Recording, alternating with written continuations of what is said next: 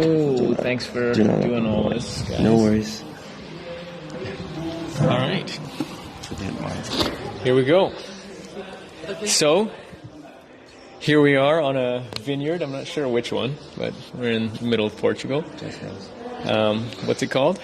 Quantas dos Veils. Hold that up. Quantas dos Veils. Yeah, that's good.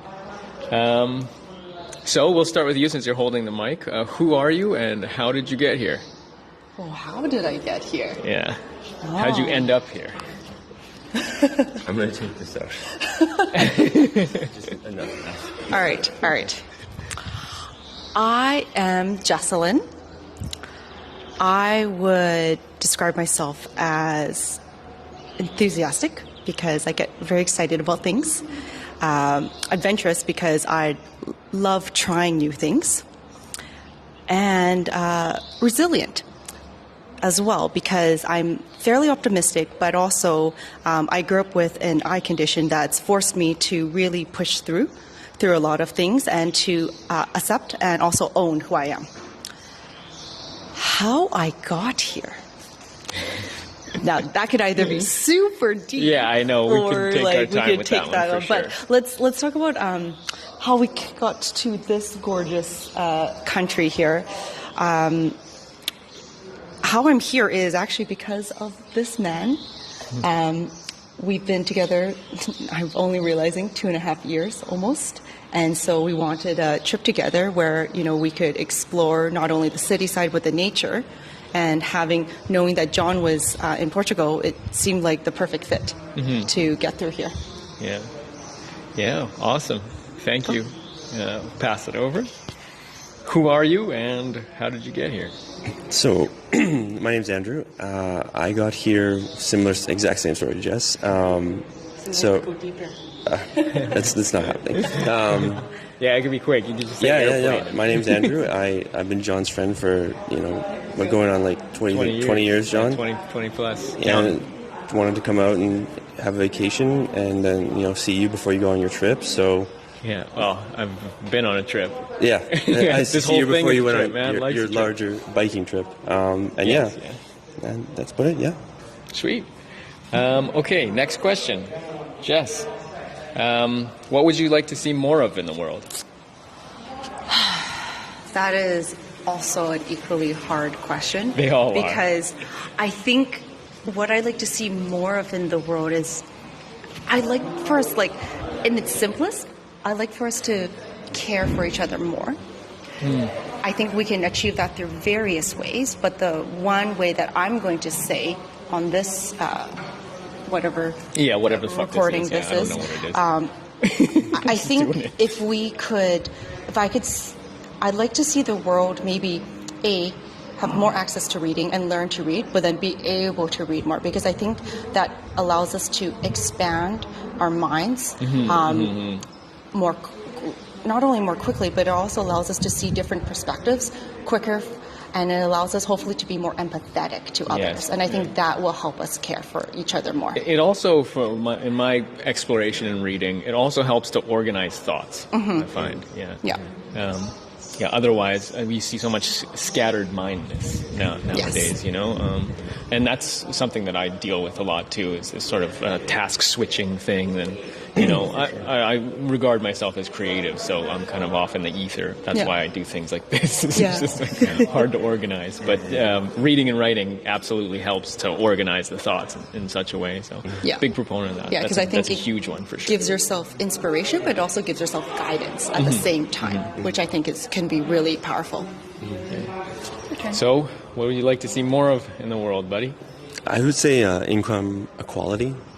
Income equality? Okay. It's just an easier way to distribute more wealth and therefore more opportunities to people. Okay. So I think that's the simplest thing for me. And then that, education falls into line with that. And how do we do that? Is that just through government stuff? Or I don't want to get too deep into it. Of course. But that's really the only way anything gets done. Yeah, proper governmental. But it takes forever, and there's people in positions of power that they don't want that either, right? Yeah. So it would have to be quite a large turnout for people to. But it's like a tricky question. Tricky question, right? Yeah. But I mean, overall, more dialogue than this 10 minutes or whatever. This of course. But I think overall, more wealth from the top to the bottom, especially. Yeah, I agree. I agree. It's just to some degree. So we'll move on to the next questions, just so we're not bogged down. Why don't you hang on to it for this one? You do it first time. What makes you happy? Makes me happy. I mean, hanging out with my friends. That's a big one too. Obviously, furthering like your own potential in the ways that maybe you didn't think you could do before, like challenging yourself. That's kind of a renewing. It's always going to give you something. Yeah, you've always been good at challenging yourself, which is inspiring to me. Yeah, you do have a tolerance for fear. I feel like I don't know if you feel it the same way most people do, but you kind of just go. Yeah, I mean, like there's a degree of it. I mean, there's like it's just weighed, I guess. If I'm willing to accept the consequences of it, then I'll do it, right? Like earlier today, your risk tolerance is higher than most people's. I feel. I would say so, yeah. And just spending time with my girlfriend Jess, and cute. It's just small things, really. The big things kind of come and go, but the everyday kind of stuff will stay with you, and it's what if you can't really gain much pleasure from that, then your life is much harder. Yeah, there's no point in trying to stack opulent things on things where you don't have the small things figured out. The challenges are good too, but they're not always as frequent as you would like. Sometimes the mundane is more common, right? So if you can't get joy out of even that area of your life, then it makes your life kind of hard to live too. Yeah. Question, Jess, what makes you happy? What makes me happy? This one I actually think is pretty easy for me to answer.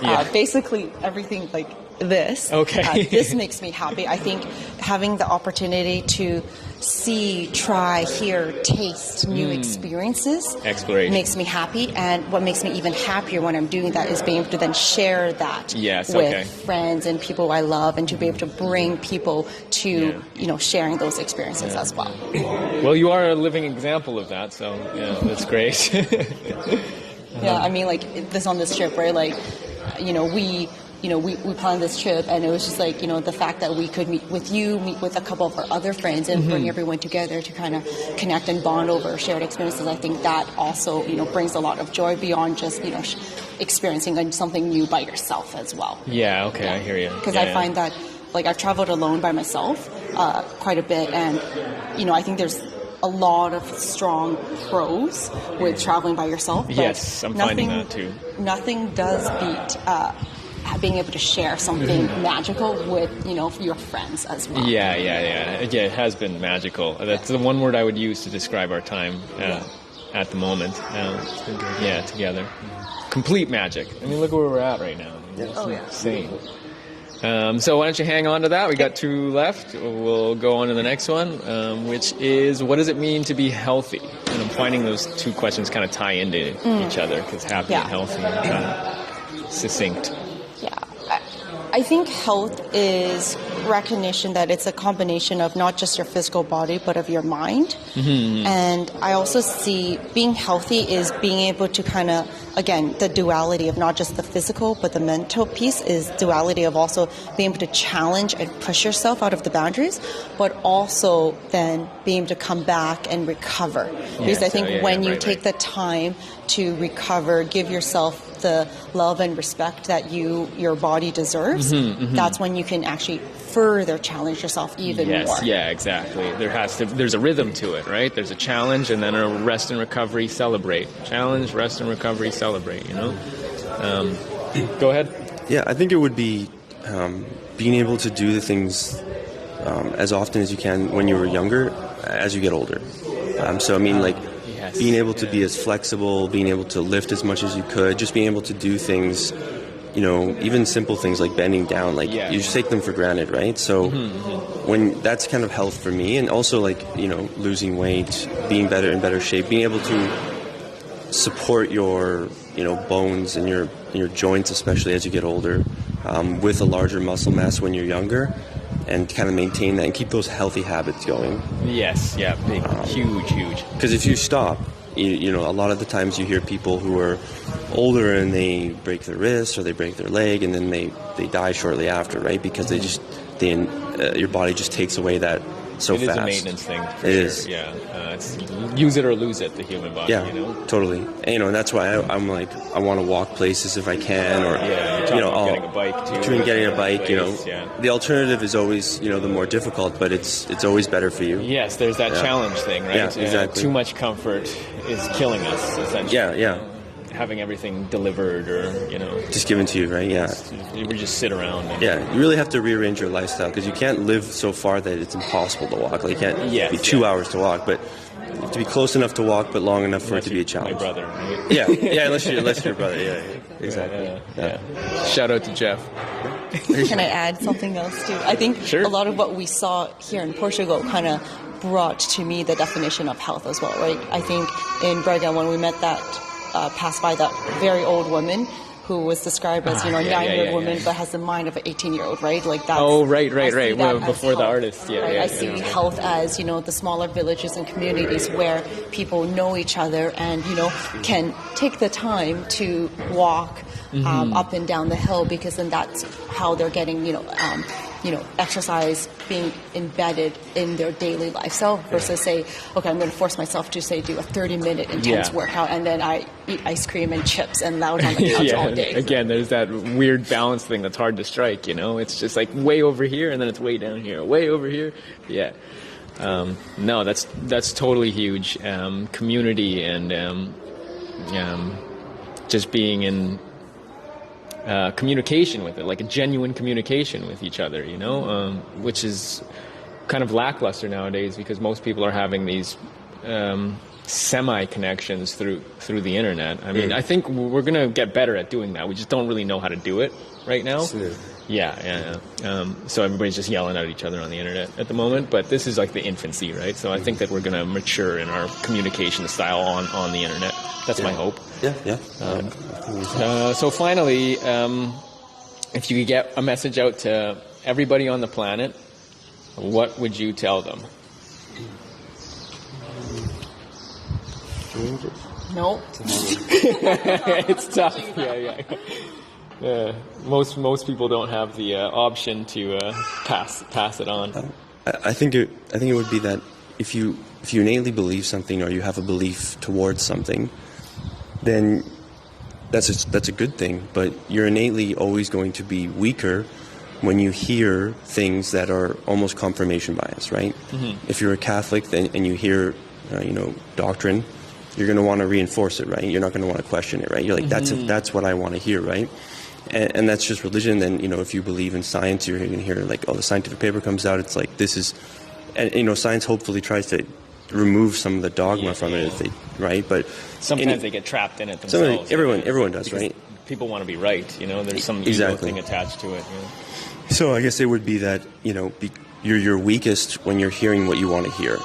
True. And so you have to be more vigilant when you're hearing those things, because if you're not, you can slip in pieces of other things that aren't necessarily connected to what you're listening to, or maybe they are still, and they're just been drilled into your head so many times you don't question them, right? Yes. So I would say keeping vigilant and wary, especially when you're hearing something you want to believe. I'd say that we're all victims of that to some extent too, Like I definitely am. I have been in the past. It's just like I hear something, I'm like, oh, that makes sense to me. Mm-hmm. And then, I guess that's true, without really looking into it further, Exactly. Like, it's got to be true because it makes sense in my brain. Mm-hmm. But you don't question it. But that's the big thing is learning to question like everything, right? Otherwise, we end up living the lives of other people, I think that's one of the big things. Same question, Jess? Yeah, it's same a big question. One. I was about to actually probably give a similar answer, because I was thinking about listening and asking why, but then I think, Andrew, you covered that. Mm-hmm. So I'm going to switch routes and probably go with more, I'm going to focus around perseverance. Mm-hmm. I think we all will face our own challenges one way or another, whether it's individually, whether it's through whatever situation life throws us that you can't control. Sometimes you can, but there are all going to be challenges. And I think at the end of the day, right, it's all about perseverance. not just pushing through just to get past it, but learning from it, right? Accepting it, embracing the challenge, and looking at how do you grow from that as well, equally. Yeah. Okay, that makes sense. Especially given what you deal with in your life with the eyes, which is incredibly perseverant, like, and the fact that you still want to come out into the world and see as much as you can see, even though you can't see it in the same way that everybody else sees it, right? It's a little bit harder for you, but you still have that courage to go out and explore and be excited still, and it does shine through, and it's very appreciated for sure. And Andrew, you've been around for me in some of the darkest periods of my life, and you still would call and check up on me. When I was doing the house arrest thing, you would always make an effort to come and hang out or just give a call, and it helped a lot, man. In those dark times, it was a shining light, So it did matter. It did make a difference. So I love you. I love you too, John. You know that. Yeah, and thank you for coming out to see me. It's been magical, like I said. So it's been great. I've had a great time. Thank you so much. Yeah, of course. All right, let's hug it out.